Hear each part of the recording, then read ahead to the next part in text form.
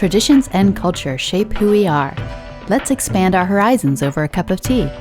This is a Candy Factory Convo. Get cultured with Timbrel Kiathi. Good morning, everyone. Welcome to Get Culture.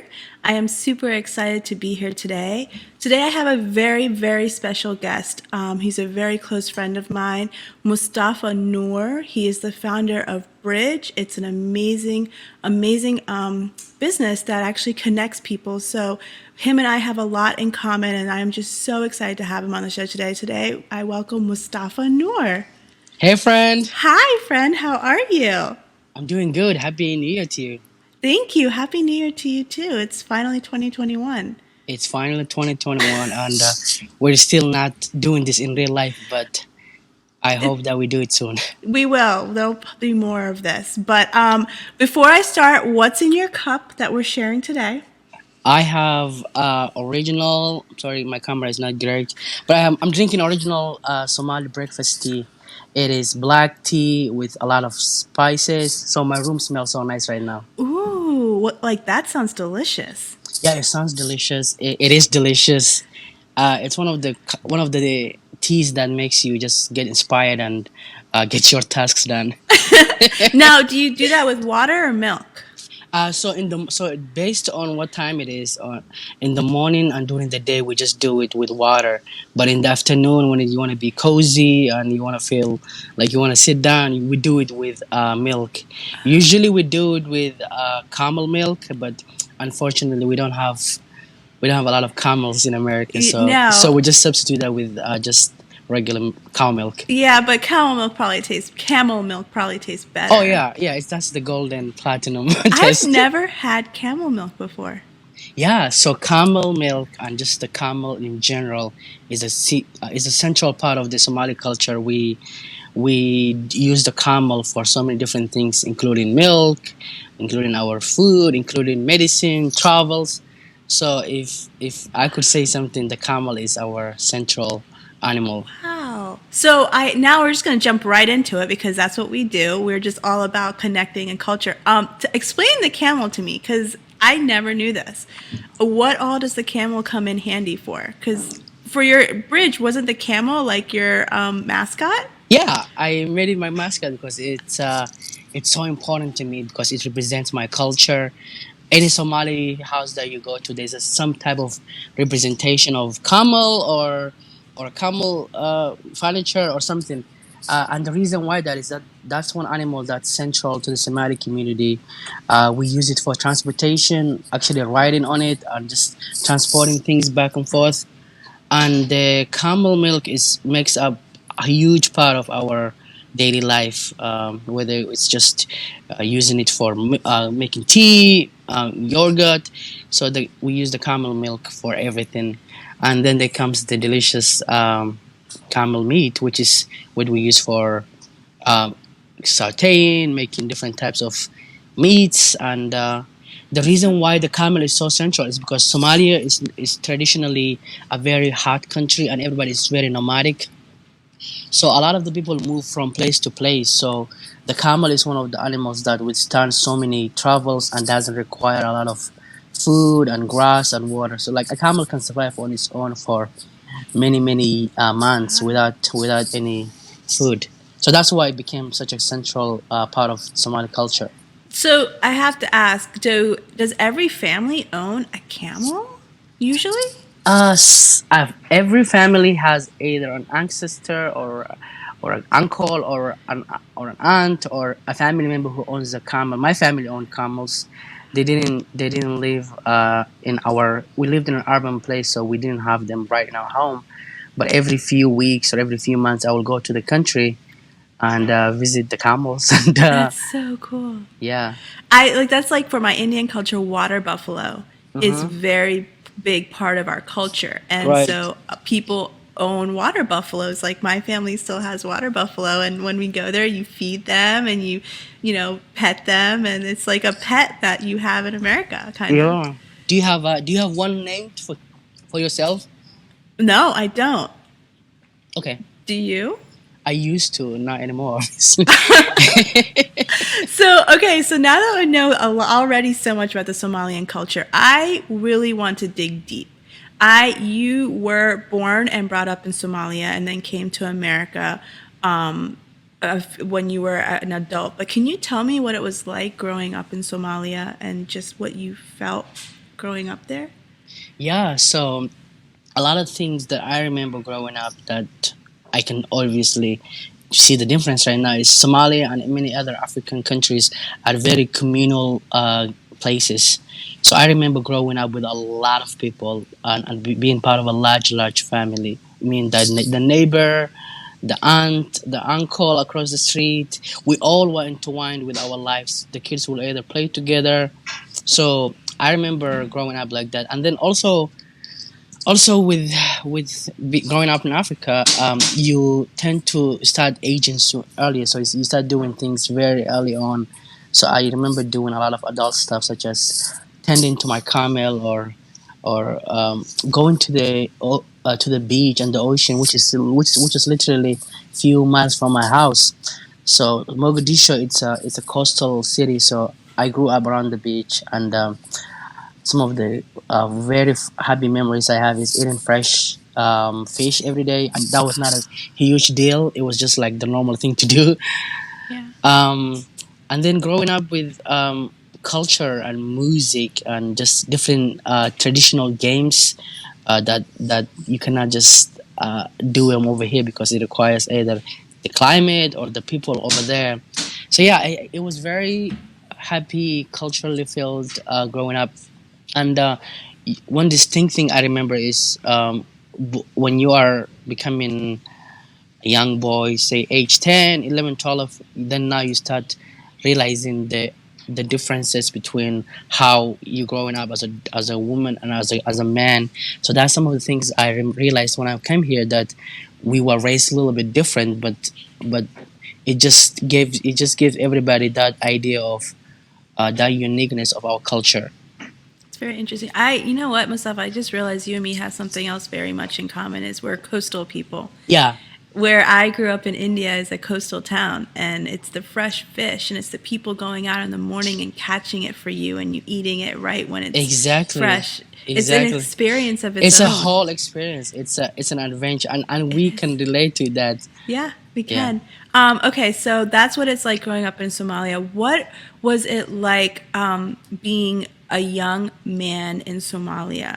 There's a lot of cultural unrest right now, political unrest. So, what was it like growing up in that with that time? So growing up in Somalia as such a and being a boy was a little bit less harder than growing up as a woman because we had more freedom of movement and more freedom of doing so many things.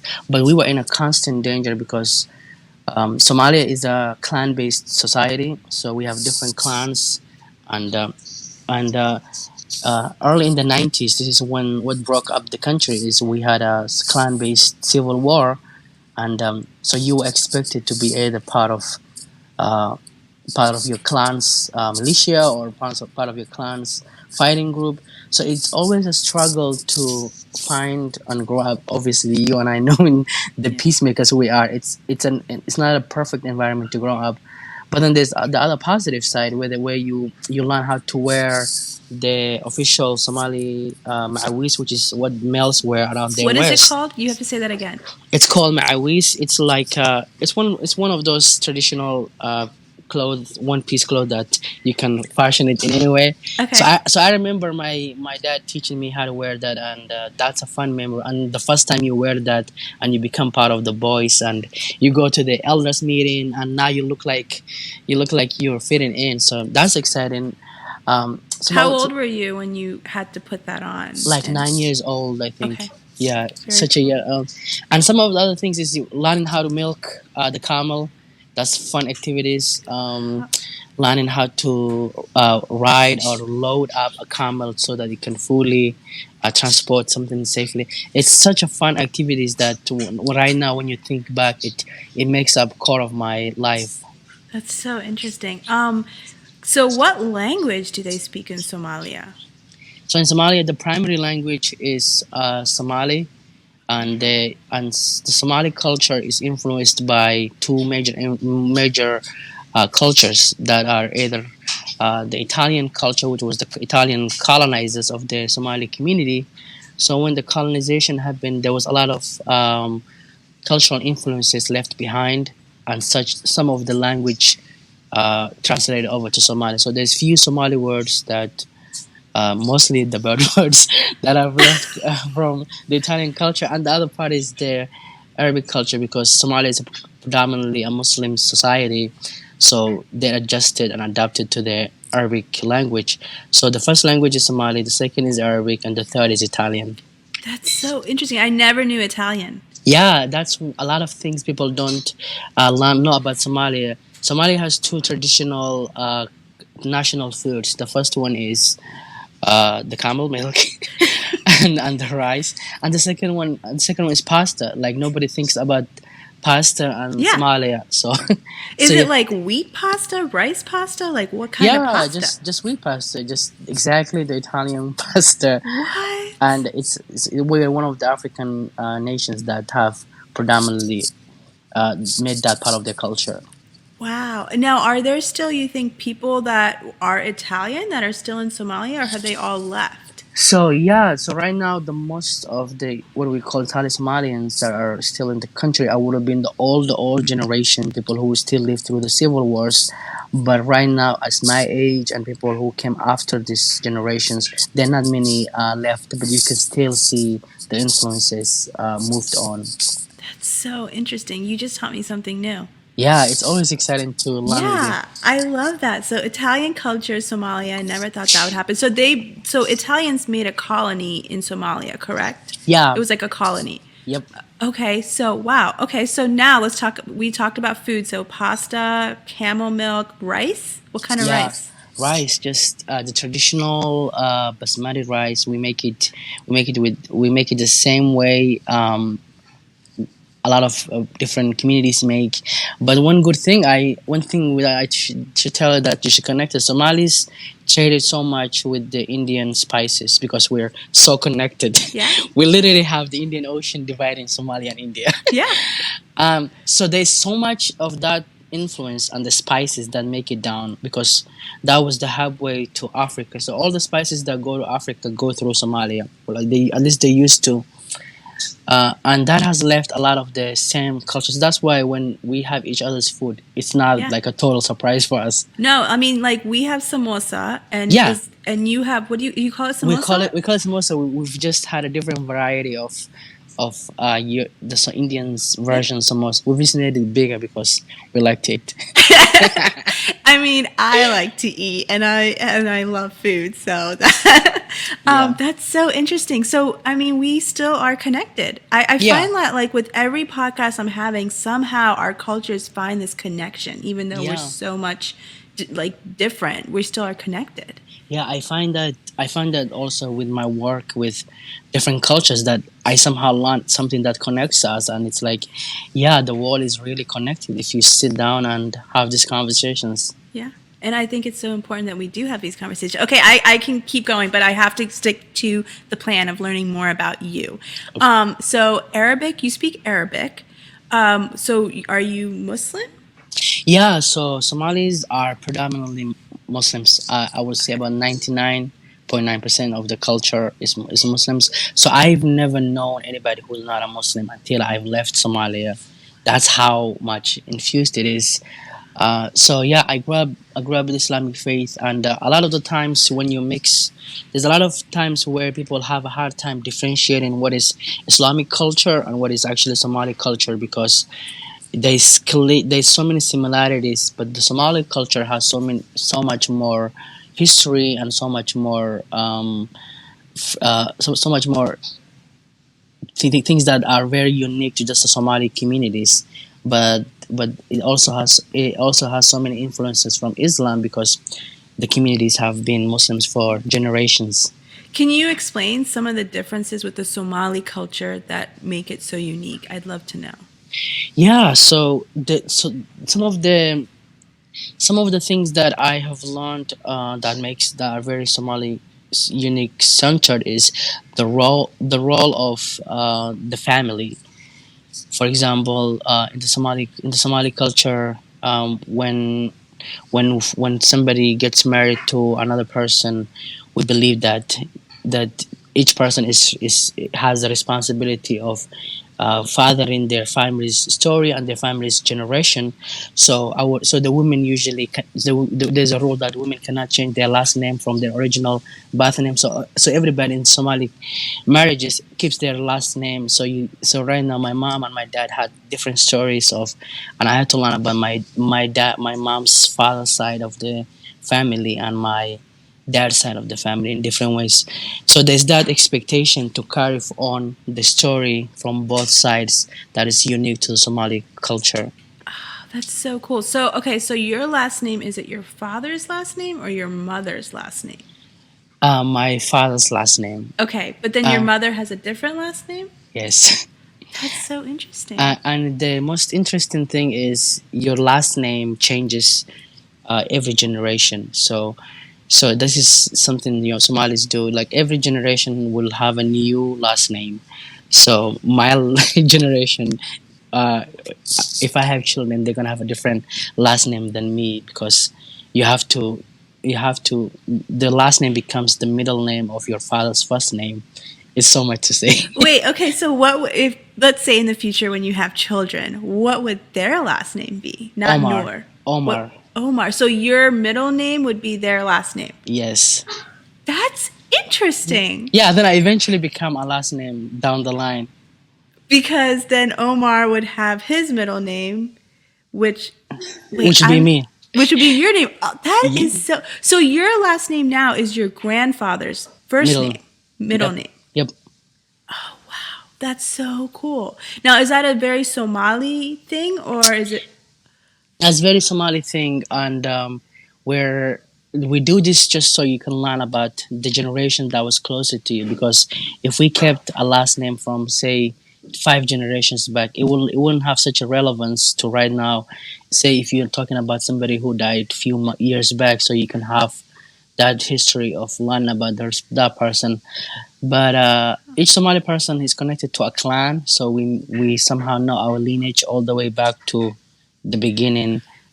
So I have to ask you, explain clan to me because I don't think many people understand that, and I would like to know more about when you say a clan. What does that mean? So yeah, a clan is basically a subgroup of people that have either that have found themselves in a same geographic place, but then they share the same relative in a generation. So they all come down from this one long line of generations. So that means they're part of the same clan. The reason why people identify and work with different Somalis in clans or in groups is because in Somalia we believe in that you do not just represent yourself, or you're not uh, you have responsibilities that you share with other people. You are part of a larger community, and that's why there's such a violence in Somalia, because when something affects one person, it affects the entire community. But there's also the positive sides of being part of a clan or and a self-defined clan, that you're not responsible for everything all the time. For example, if you have a harm, or you lose your house, or your house burns down, you have this expectation that your community is going to show up to you, because that's what community represents in Somalia. And it's somehow expected and normal for people to be part of your life, you to have an open door policy where somebody can just walk in, have a cup of tea with you. So you're not living in a place where you feel so lonely or alone. This is a little bit different when you compare to living in America. Yeah, I think that's beautifully said because I know in the Indian culture, people show up at all hours of the day. Like you could have plans and then someone comes over and that's it. Like you change your plans for the person that comes over, which I think in America that's like not even thought of. It's like, yeah, you're good. Yeah. And also the great thing about our culture is that we have that open door policy. So now that the wall is shut down, I think we are more impacted than Yeah. people who are used to being alone. Yeah, it definitely hit me hard not to be able to be around people. Yeah, And I'm sure it's the same with you, yeah. just to go through that. Okay, so now I'm like super interested. We know about food, we know about the people. What was it like coming to America? How did you feel? So yeah, so my journey to America, like most Somalis, I've gone through another country where I've stayed as a refugee for almost a decade, and then, but coming to America, I think one of the most immediate thing I recognized when I made it here is how we're so segregated and secluded, and just even though we live in a big community, we don't know each other, or we don't have that open door policy, or we don't have that where you know all your neighbors by on a first name basis. So yeah, it was a huge culture shock in that sense, where everything felt so quiet and so subdued. I'm used to it right now. I mean, I don't mind it, but that was the first thing that I recognized when I came here. Yeah. Was it hard to adapt to this new culture? Yeah, it's. I mean, I'm still adapting to it. I'm still learning. I've been here for close to 6 years now, and I still feel like I'm learning. Language is different. The food is different. We don't have weather. We don't have winter or or snow. Yeah. So that was interesting to adjust with. But yeah, I feel like right now I'm making it, and I'm making this new chapter of my life a home. Is there any like wise words that your father gave you growing up that you still, follow or hold close to from your culture or your Yeah, I think one of the wisest words my father used to give me is to take a few steps back and just not say anything for a few words. This means because and I've used this in many times where I have been in situations where I feel like I'm in the right, or my ideas are always correct. But if you take a step back, and your perspective in life just becomes so wide. And but one of the most famous things my father used to say, and I say it all the time, is that once you get to know somebody's story, it's gonna be hard to hate them. So if you want to hate somebody, just don't know their story, because knowing somebody's story is not hating them. Yeah. And that's kind of how your business started, correct? Yeah, that's how my core. What's the core concept of my business is the idea of community, and not hating somebody, or and just learning somebody's stories. There's so many beautiful stories, and so many individuals out here with great stories. And I think the one thing I love about you, Mustafa, is the way that you are bringing communities together. And it's so important to do that, especially, in this world that we think we're so different, yet Yeah, we're so similar. yeah, we're very similar. I mean, right now, look, we talked for a few minutes, and we've discovered we have so much in common. Yeah. And we have done this long time ago. I mean, we are friends. Yeah. But if you give the people the opportunity right now we live in a very polarizing times in the world in general, and we've taken away community because of COVID. So, but if you lose this opportunity to learn somebody's story, and become uh, share a part of your story, I think it's what's gonna fix and move us forward with our broken communities. Yeah, that's so true. Okay, so I know a lot about you, but I want people to know more about you. So, when you live with your family, Hmm. and it's normal in Somalia to kind of have an extended family all live together, correct? Yeah, it's semi expected. So me and my brother moved next door now. But my family would come over and huddle here, and it's expected, and it's like normal. We have people have There's families that live extended where you feel like there's a generational mix. Hmm. It's I think one of it comes with our need to be around community, and to be part of a larger group all the time, Yeah. and it's just passed on. It's one of the things that so nobody finds that strange or crazy. It's one of the concepts in America when I Yeah. learned that people find strange. I'm like, Yeah. okay. Yeah. I mean, I know like the Indian culture, people like they live with their parents and they get married and they live with their parents, they have kids, and it's like this big extended family, and it's part of growing up, they say. And then you tell that to, people in America, and they're like, you live with your parents? Like, who does that? Why would you do that? And yeah, but you're right, it's because community, you just feel like you always have someone there, and Exactly. it's really big in Somali culture, which I knew, and yeah, I just find super interesting. Okay, so question for you: what would be your favorite dish ever in the Somalian food palette?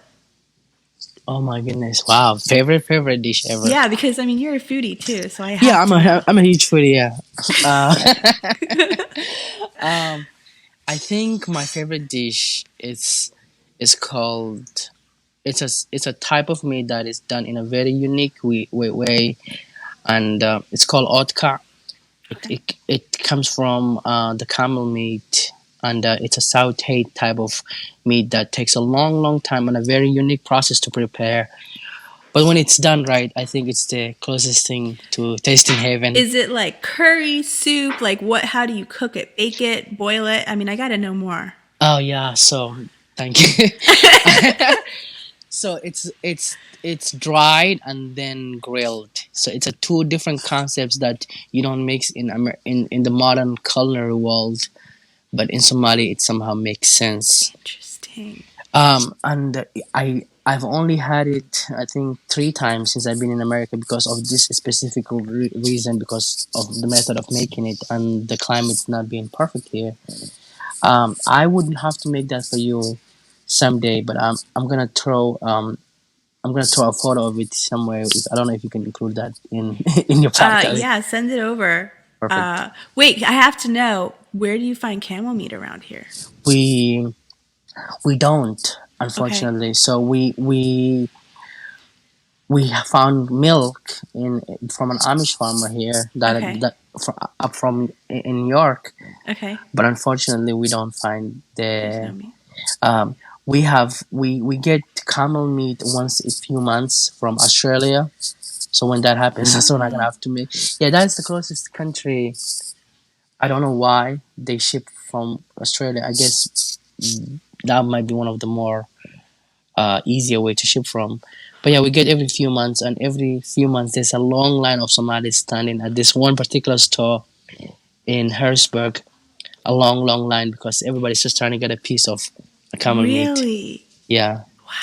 So I have to tell you this. As a kid, when my family came to Lancaster, my dad loved like the fresh milk Mm-hmm. and goat. And so he like went to like an Amish farm and Yeah. was like, "Can I have your fresh milk? And do you have any goat?"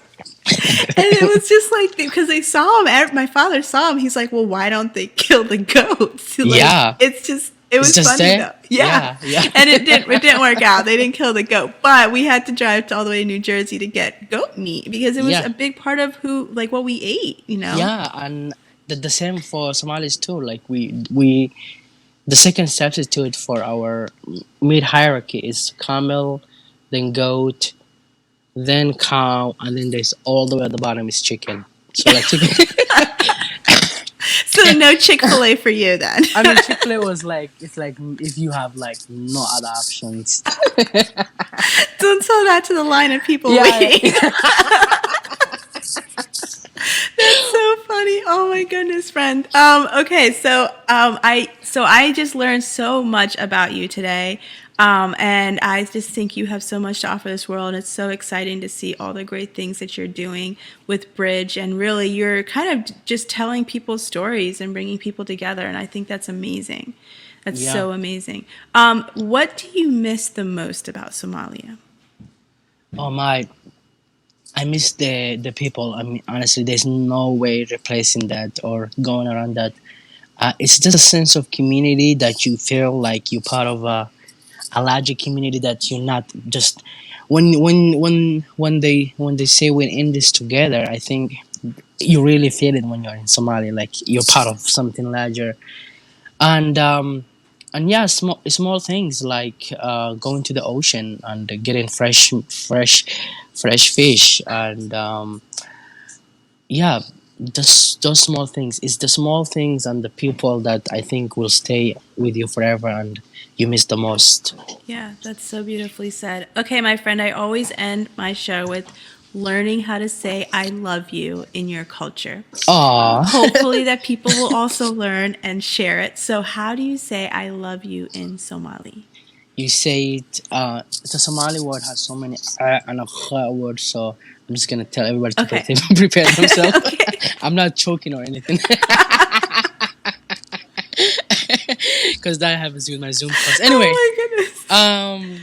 yeah. So how we say I love you is waku chalahay. Waku Wa wa chal chal ku waku waku chalahay. chalahai. Yeah. Waku chalahai. Yeah, there. Oh my. I learned something new. Look at that. Yes, Thank Timbrel. you. You're amazing. Thank you. How do you say it in your language? Oh my goodness. Well, Hindi is मैं तुमसे प्यार करती हूँ. Okay, that's That's longer. Hindi, and there's like other ways, but that's Hindi. And then Telugu is ninnu prem chestanu. Okay. Yeah, so it's a Ninnu little prem. different. But yeah, thank you. I'm gonna learn that now and probably replay this a bunch of times so that I know how to say it. Thank you Yes. for just coming and sharing your culture, and to everyone that's listening, thank you for getting cultured with us today. And I hope you are inspired to have a conversation with neighbors and friends and getting to learn about them more. Have a great day, Mustafa. I will see you around. Hopefully Or- not on Zoom. All right. Take care, friend. Take care, my friend. Bye. Bye. Get Cultured is part of the Candy Factory Convo series and is a proud member of the Candy Factory Collective. You can find the show streaming on YouTube, Facebook, Twitch, and LinkedIn, and you can subscribe to the audio version anywhere you get your podcasts. Passionate about uplifting people and supporting her community, Timbrel has made it her mission to connect and empower communities of all cultures. She is the founder of the social enterprise eco-sustainable brand Lush Bazaar, which is committed to sustainably made fashion and handcrafted products while providing fair wage jobs. She is also the creator of the Cultured Workshop, which focuses on the education of different cultures and traditions to understand diverse communities. In her downtime, you can find Timbrel traveling to new places or reading a book while sipping hot lemon tea with her dog beside her. Get Cultured is produced by the Candy Factory Collective at the Candy Factory Co-working Campus in Lancaster, PA. Production support by Jason Mundock and Anna Tran. Administrative support by Ann Kirby, Ariana Henderson, and Krisha Martzel. Notes and links can be found on the show post at our website, candyfactorycollective.com. Candy Factory. Collective.